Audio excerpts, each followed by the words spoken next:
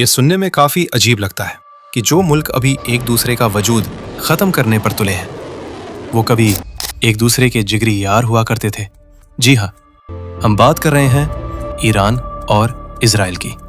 ये कोई मामूली दोस्ती नहीं थी, बल्कि इन दोनों के लीडर्स छुप छुप कर मिला करते थे, गिफ्ट शेयर होते थे और सीक्रेट एग्रीमेंट्स भी साइन करते थे। यहाँ तक कि इन दोनों की दोस्ती की मिसालें दी जाती थीं। बातें तो बहुत सारी हैं, लेकिन सबसे हैरानी की बात यह है कि जिस न्यूक्लियर प्रोग्राम पर आज एतराज उठाया जाता है, वो इजराइल और अमेरिका ने ही ईरान को गिफ्ट किया था। लेकिन आखिर कैसे? NCS एक्सप्लोरर में आपका दिल से खुशामदीद। ईरान और इजराइल की दोस्ती किस मोड़ पर हुई थी? कौन कौन इस दोस्ती से जेलस होता था? आयतुल्लाह की रिजीम में ही इजराइल से वेपन्स क्यों लिए गए थे? और आखिर वो कौन सा पॉइंट था जब ये गहरी दोस्ती दुश्मनी में बदल गई थी? नाजरीन, इस दोस्ती की जड़ों को समझने के लिए हमें थोड़ा पीछे जाना पड़ेगा, जब मिडिल ईस्ट बिल्कुल मुख्तलिफ दिखता था। यहाँ पहले ऑटोमन एम्पायर यानी सल्तनत उस्मानिया का राज था, जो 1922 में वर्ल्ड वॉर 1 के बाद खत्म हो गया। अब यहाँ ब्रिटेन का राज था और अरब नेशनलिज्म बढ़ रहा था। अरब्स ताज़े ताज़े ऑटोमन एम्पायर की सल्तनत से आज़ाद हुए थे और वो अपना अलग मुल्क बनाना चाहते थे। बल्कि वर्ल्ड वॉर 1 में ऑटोमन एम्पायर के हारने की एक वजह ये भी थी कि अरब्स ने अंदर ही अंदर ब्रिटिशर्स का साथ दिया था, इस वादे पर कि आज़ादी के बाद उनको अपना अलग मुल्क बनाने दिया जाएगा। पर खत्ते में ब्रिटिशर्स और अरब्स के अलावा एक ताकत ऐसी बची थी जिनको अरब नेशनलिज्म से काफी मसला था, और वो था ईरान। उस वक्त ईरान एक पावरफुल मुल्क था और यहाँ के लोग अरब्स को कमतर समझते थे। ईरान के शाह को लगता था कि अगर अरब मुल्क सारे एक हो गए तो वो ईरान के लिए खतरा बन सकते हैं। एक तो पर्शियन गल्फ में ईरान का होल्ड डिवाइड हो जाएगा, क्योंकि अरब्स ने पहले से ही इसको पर्शियन के बजाय अरेबियन गल्फ कहना शुरू कर दिया था।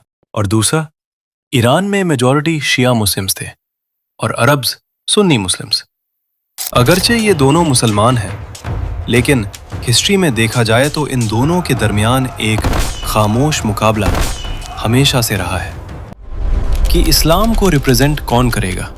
Shah of Iran Mohammad Reza Pahlavi को डर था कि सुन्नी मुस्लिम्स का इन्फ्लुएंस कहीं बढ़कर ईरान तक न पहुंच जाए और उनसे उनका तख्त छीन न लिया जाए। पर कौन जानता था कि मिडिल ईस्ट में अकेले पड़ जाने वाले ईरान को एक बेहतरीन दोस्त मिलने वाला है।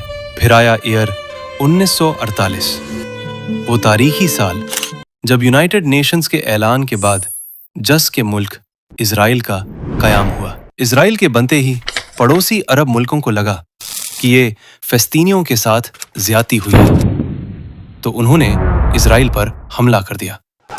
ये जंग जहां इजराइल के वजूद का खतरा बनी, वहीं ईरान के शाह के लिए अरब से छुटकारा पाने का एक रास्ता भी बन बैठी। हकीकत में ईरान को स्टेट ऑफ इजराइल से उतना मसला नहीं था जितना अरब मुल्कों के बढ़ते हुए असर से था।